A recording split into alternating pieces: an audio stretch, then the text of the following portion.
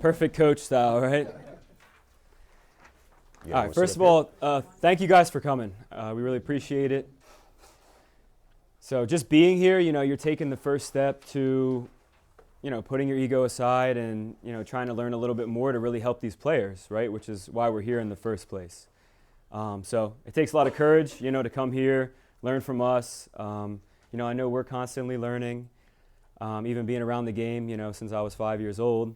I learn stuff from kids every single day, whether it's, how do I encourage this kid to try harder, or how do I communicate with this player? Because everyone's different, right? So, we're going to communicate and work with every player a little bit differently. So my name is Billy Philo. I played in Dauphin growing up, and my dad was my coach all the way up until high school, which at the time, I hated it and I loved it, So I know a lot of you are parents, if not all of you probably, are parents of a player. And I think my dad pushing me along as a kid really helped cultivate a love for the game for me.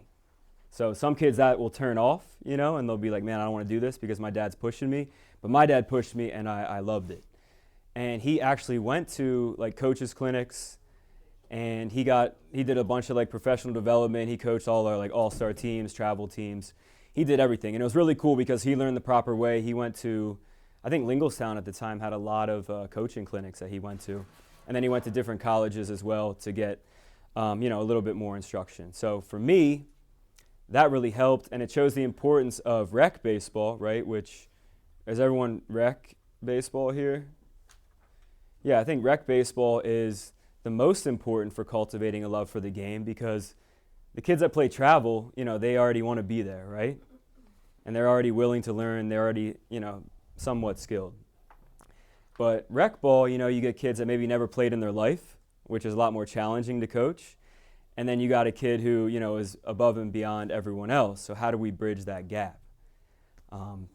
And so I think your job as a rec ball coach is so important, because, you could have the next Shohei Ohtani, Mike Trout, and not even know it. But if they come along and get a bad coach, they might get turned off and never play baseball again in their life.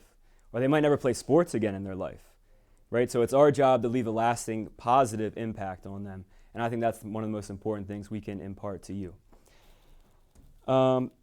So for coming today as a thank you, our gift to you, you can bring in your team or a few players and get like a free hour in a cage or two, and use the turf. So just contact me, say, hey, I was at the coaching clinic. I would like to use a cage or two, and we can find time for you to get in, now until spring, or, what's going on, man? Or if it rains, during when you're supposed to have a practice and it rains, hit me up. Can we get in? And, we might be able to get you in. So that's a thank you for coming to this. And that's about it for the intro. For me, I played at Kutztown University, and then Cowboy Dan, he went to Kutztown too. And then at Kutztown, I worked kind of hard at baseball. I love the game, but I got distracted with other things, we'll say, such as partying and or women at the time. So, as hard as I worked, I could have been a lot more focused and worked harder, and, maybe went on to play a little bit higher form of professional baseball. So then after college, I was out of the game for a few years, just playing like men's league around here. And then my buddy invited me to go to Puerto Rico to play baseball for a month, and then I ended up being seen by a coach down there. He invited me to a tryout. I went to a tryout in Delaware. And then I ended up playing 3 years of professional independent baseball. 1 year up in the Northeast and 2 years out in California. And now I run a Masterful Mechanics Baseball. I've been doing that since 2016. And then this will be my 3rd year coaching for the Mid-State Mavericks travel team. And that's all about me. Samuel, floor is yours, dude. All right.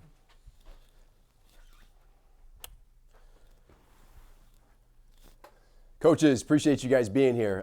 Quick show of hands. Who's coaching for the first time this year? Anybody? Okay. How about Nice. 2 to 4 years coaching-wise? And then 5 plus? Okay, so we've got a good mix. All right. So my challenge is in running a coaching clinic is not to spew too much information at you guys.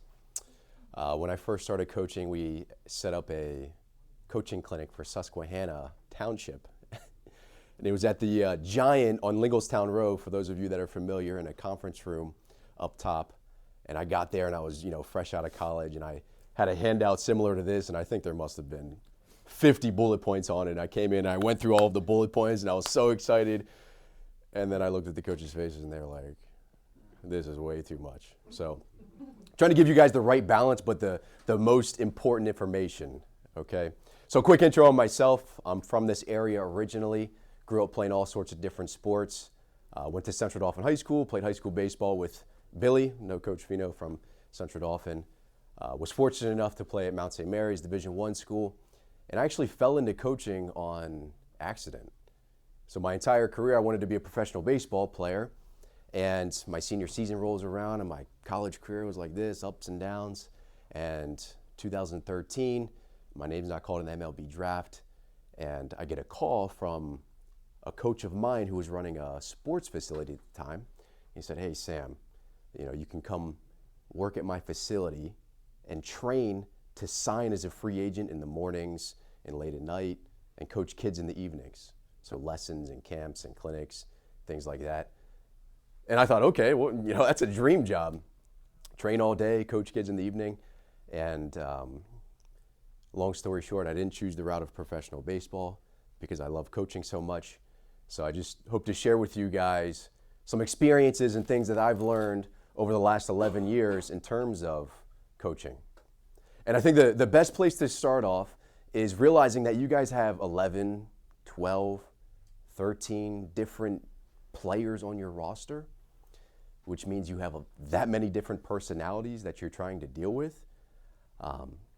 So, in those early years of giving lessons, just as an example, I would get in the cage with a kid, and using the swing, just as an example, we would get in the cage, and kids would be in there, and I'd say, hey, look, you've got to put your hands in this position. You got to put your bat in this position.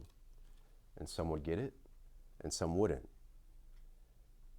And the ones that wouldn't get it, we'd go hit, and they wouldn't listen to what I was saying. And I'd say, look, you aren't doing this. You aren't putting your hands in the right position. And some would get it, and some wouldn't get it. And I would get more and more frustrated with the kids that didn't get it. And I continually tried to show them. I'd say, look, pay attention. See what I'm doing with my hands. See what I'm doing with my bat. Some would get it, some wouldn't. And as a young coach, I thought, oh man, that kid isn't coachable. He doesn't want to be here. He doesn't want to learn. He's not paying attention to what I'm saying. What I didn't realize was I was coaching in the way that I wanted to be coached. So I continued to show them. I visually showed them. I said, look, you got to put your hands, you got to put your bat in this position. So I would visually show them. And what would happen? Some would and some wouldn't. And if you look at any good teaching or coaching model, there's some variation of this law or rule. Is that about 40% of your kids are primarily visual. About 20% of your kids are primarily auditory, the way you say it. About 40% of your kids are kinesthetic.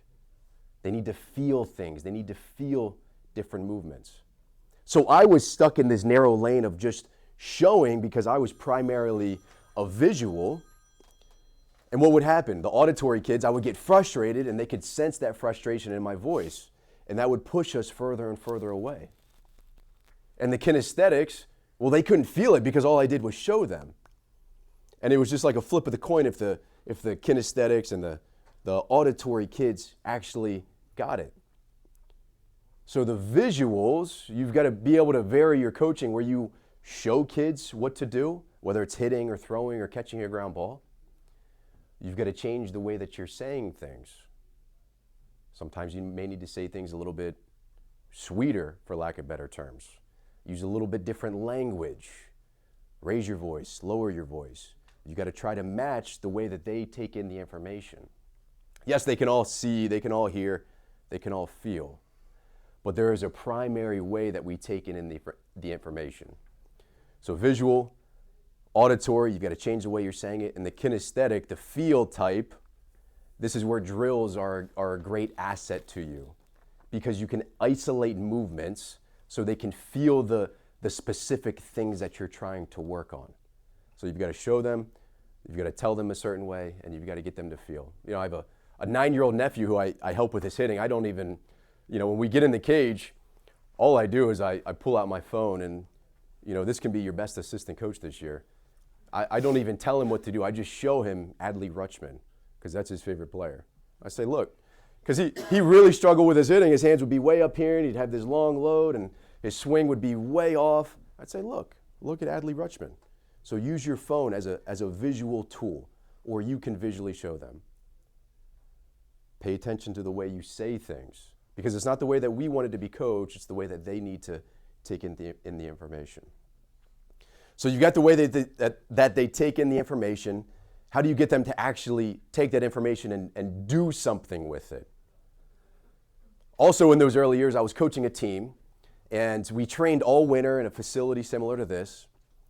And, you know, after you're indoors for 4 or 5 months and you get on a field finally for the first time and you see sunlight and you feel wind and you see the grass, you're like, oh man, this is like heaven just to be outdoors. We got the kids warmed up, we got them loose that day, and they started playing catch. And I guarantee you guys are gonna have the same situation where they're playing catch, and it was just the ugliest round of catch that I've ever seen. Balls were high and low and left and right, and you know, kids were missing it, and it was hitting the heel of their glove, and it was just a sore sight to see. And that coach that had given me that job was right next to me, and we were talking, and he was like, what type of coach are you gonna be? Are you gonna be the type of coach that punishes your kids when they don't do well? You know, make them run, do push-ups, run laps? Or are you gonna be the type of coach that's gonna look for the good things that they're doing well and give them a pat on the back? And I thought right there that day, man, it was like, oh, I'm going to be the type of coach that pats them on the back and says, good job, let's keep doing that good thing. Let's do more of that good thing. And while I thought that was the right approach because that's the way that I wanted to be coached. Oh, shit. Thanks, man. There goes all his credit. Those are mine now? All not credit cards. Yeah, dude. Sorry to interrupt. So I thought I needed to give everyone a pat on the back and tell them what a good job that they were doing. And again, I fell into the same trap. I was coaching the same way that I wanted to be coached. So you've got a question to ask yourself. Is it punishment or is it reward for your team? Is it, you know, painting a picture of what's pleasurable, or is it the pain, or is it, you know, the carrots and the sticks? You know, how do you motivate watch your ears. How do you motivate a jackass, right? You dangle a carrot out in front of its mouth and he tries to go get it, or you smack him on the rear end with a stick so he moves forward. And it's an interesting question. It's something that you guys have got to figure out how to approach your kids with it, because about 50% of your kids in general are going to need the carrot dangling out in front of them. You're going to say, hey man, do X, Y, and Z, and you're going to have great stats. You're going to have great relationships with your teammates. We're going to get wins this season. And about half of them, this is in general, you know, it might be 75-25, depending on your team. Some of your kids, you're gonna have to paint a picture of consequences if they don't do what you're asking them to do. You know, hey, we're gonna lose games if you're not paying attention, if you're not focused. Hey, you're gonna upset your teammates. Hey, you know, your stats aren't gonna be what you want this season if you're not doing X, Y, and Z. So you've got to have both sides of the equation. And let me just make one distinction. This punishment versus reward, I don't in any means mean positive or negative. I believe that you can paint a negative consequence without being negative towards the kid. I just mean painting a picture of them not getting what they want. The stick on the behind of the donkey, right? Or painting a picture of what they want with the carrot in front of them. So how do you include all of those, right? Visual, auditory, kinesthetic, towards, away. I encourage you guys to steal this, to take this. This is one of the best things, hands down, I've ever done for my coaching career, is a little lesson from John Wooden, legendary basketball coach for UCLA.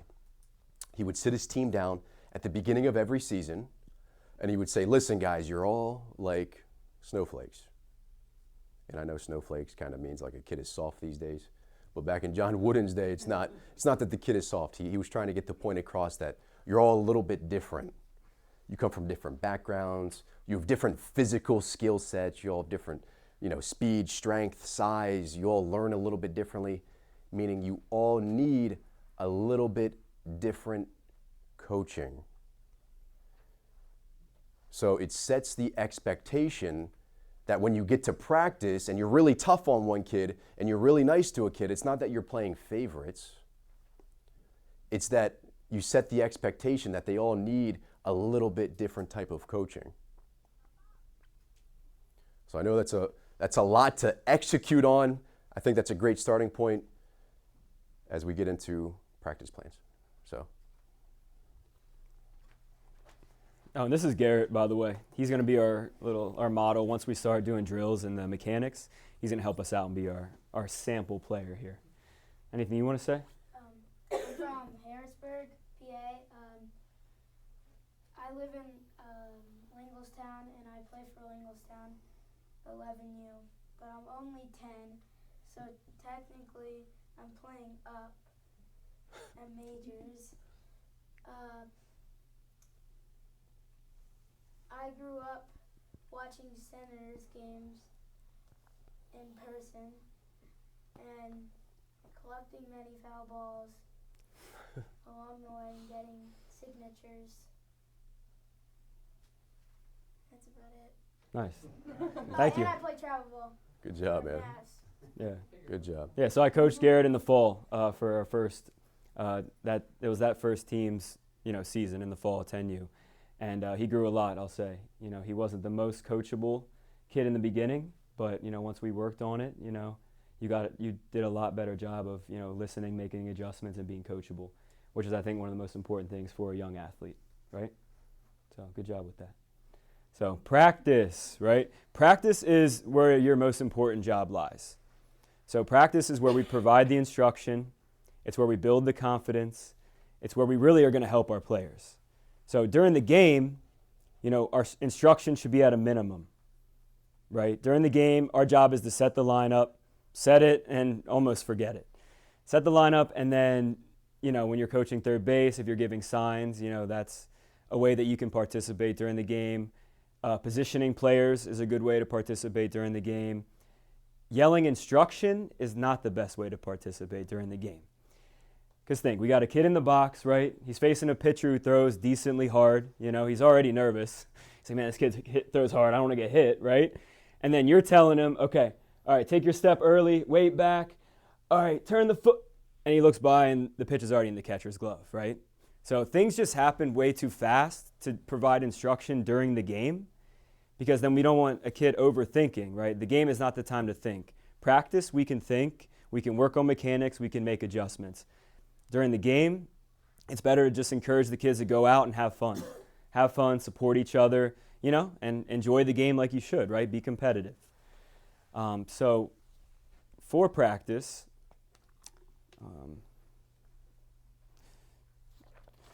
consistency. So however you want to run a practice is up to you. And every coach is going to be different depending on your team, like Sam was saying. Every player is different, and then also every team is different. Right? So you kind of got to know how to navigate a team each season, right? It's going to be a little bit different. But I think consistency in practice is really important, and it starts with the warm-up, right? So is the first thing you're doing, are they doing a team warm-up, together? Or are you letting players just kind of warm up on their own, get their bodies loose? Could be different for every team. Are you talking to them before, bringing them all in, saying, all right, guys, this is what we're doing today. X, Y, and Z is what we're working on. I expect good focus. I want you to have fun, but we need to be prepared, and we need to keep a positive attitude and concentrate, right? And that's what I usually tell my teams before practice is, just remind them your focus is the most important thing you have, right? You can take 1,000,000 swings, but if they're unfocused, are we getting better? Or if you take 20 really good focused swings with good intent, that's how we're going to get better. And then after the warm-up, the throwing program, which we'll go over once we get on the turf, a little bit more into the mechanics and drills and what kind of throws you should be doing to get loose. But I think trying to stay consistent with that. Kids crave consistency. They go to school at the same time. They go to each class at the same time. They have lunch at the same time. They come home. So that consistency is really important for a kid. And myself included. I'm a routine-oriented kind of guy, and I think a lot of coaches are too. And it comes from playing sports, right? When you get to the yard, get to the field, get to the court, we had that mindset of, okay, now I'm here. It's time to, focus up and perform. So kind of having a routine really helps with that. Let's see. So then an actual practice plan. My suggestion would be to keep them moving as much as possible, right? Baseball is already kind of a boring game, right? And you see it in T-ball especially. You got 10 T-ballers standing out there. Half of them are playing in the dirt. Half of them are looking up at the clouds. And then one kid's hitting, and it's just it's mayhem, right? So practice, we want to really make fun, keep them moving, and I would suggest station work. So however many coaches you have, if you have yourself, 2 assistant coaches, that's great to split them up into 3 stations. So one could be hitting on the field, or one could be hitting in the cage. One could be working on ground balls, and another station could be, working on fly balls with your outfielders. Or at the younger ages, everyone I think should get experience playing infield and outfield. So, move the stations around, have kids work on infield, outfield, and whatever else you want them to work on. So the station work is great because it's the less the kids stand around, the less they're going to dick around, right? And stay and be unfocused. And then also they're getting more reps. So practice is about getting those reps, right? In the game we get 4 at-bats. A kid might swing a bat 8 times total in a game.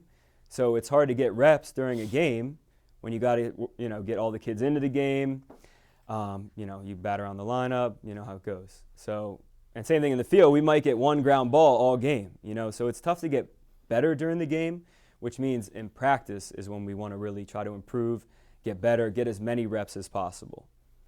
So however many, swings you want them to take, keep them moving around and try to get them, each kid in there, to get as much work as possible. And then obviously make practice fun, right? So we get to go to practice rather than, I have to go to practice. And you can see it on the kids' face when they get there. Are they excited? Are they looking forward to, spending time with their friends? Or are they like, man, this is a drag, another practice, So I think making it fun, implementing different games and contests, and again, doing the station work and keeping them moving is going to incorporate a lot more fun, build and then cultivate a love for that game, especially at the younger levels. Really try to cultivate a love for the game, at the T-ball, rookie, and minor level. So practice is another good time to build a competitive nature, right? Because we have to practice being competitive in order to do it in the game. So it's just like practicing mechanics, our throw, our swing. I want kids to practice being competitive as well. Because especially when they're young and they first start playing, they might not know what it's like to be a competitor, and then they see the kids on the other team that are maybe a little more skilled or, a little more fired up, and they're just playing and, they're dogs out there, and, your team is not sure how to compete. So a good way to do this is to play games and have contests. So in my opinion, especially at the older levels, major, minor, maybe rookie, is to do live at-bats. So you have, the pitcher pitching to the catcher, and then you have hitters cycling in so they can see live pitching, right? If we're just taking batting practice and hitting off the tee leading up to our first game or scrimmage, and then we get out there in the scrimmage, right? And then, again, the kid's up the bat, and he's taking a step, and the ball's already in the catcher's glove because he was only getting, slow BP. It's really tough for a kid to get used to that, to game speed. So I think having the kids pitch against each other is a great way to build competition and get ready for game speed. And then another game you can do at the younger level, at any level, is to have a coach pitch game. So obviously more exciting than for the players because there's no walks, right? The coach is out there pitching. You can use an L screen. So we're talking on field, right? You got your players behind you. You know, your 7 guys behind you. You can have a catcher or not. And then you have kids, again, cycling in, hitting. And then your fielders are working on making the play. Your hitters are hitting the ball, running the bases. So, again, that gets everyone used to game speed. And it's more enjoyable because the kids are cycling in. You know, there's no balls being thrown. Well, depending on how good of pitchers you guys are, you know, there's minimal balls being thrown, and there's a lot of action. And then with that, you can work on situations as well, especially at the older levels. So, you know, you tell a kid, okay, we have a runner on third with less than 2 outs. What's your job here? You know, what is your job? We want to hit a sac fly, right? Hit a ball to the outfield to score the guy from third base. And then our fielders also, you know, then they get used to the situations as well. Or it's a good time to work on bunting, make bunting a little more fun with more of a game situation where your fielders are out there fielding it, trying to get the runners out. Little more advanced, you know, runner on second with less than 2, with no outs is how do we get him to third, right? Hit a ground ball to the right side, get the runner to third base, with, you know, runner on third with less than 2 outs to hit that sac fly or hit a ground ball to score him. So working on these situations is a good way also to build competitive spirit and game speed. And last thing I've written down is player choice with a question mark. Do we give our players choice on what they want to do at practice? Some coaches will. So you see his face, right? He's lit up. So kids love to get choices, right? Like my daughter's 6 years old. Whenever I ask her, like, you know, what do you want for dinner? Her face lights up rather than, you know, you're eating steak tonight because I want you to be a beast. Nah. But, you know, when you give kids choice, it empowers them, right? They're like, man, coach is letting us choose what we want to do. You know, this is awesome. So we want to work on hitting today, or, you know, we want to do pitching. You know, whatever it is they want to do, I think player choice is important. Obviously, we're not going to do this every practice because it could be a shit show. But I think some practices, especially if they're doing really well, they're staying focused, maybe, all right, last 45 minutes, player choice, you know, you can decide what you would like to do. And again, so that empowers the kids, and really, you know, I think they love to get that, the choice. All right, so for this portion, that about wraps it up. We can move to the turf and go over actual drills and mechanics of hitting, throwing, and fielding. So these are drills that you can implement in practice, and kind of like the mechanics that you can be teaching the players. You know, we don't want to over coach and give them too much, but, you know, a solid tip or two for each player can be really helpful during practice. So whenever you're ready, we can head to the turf.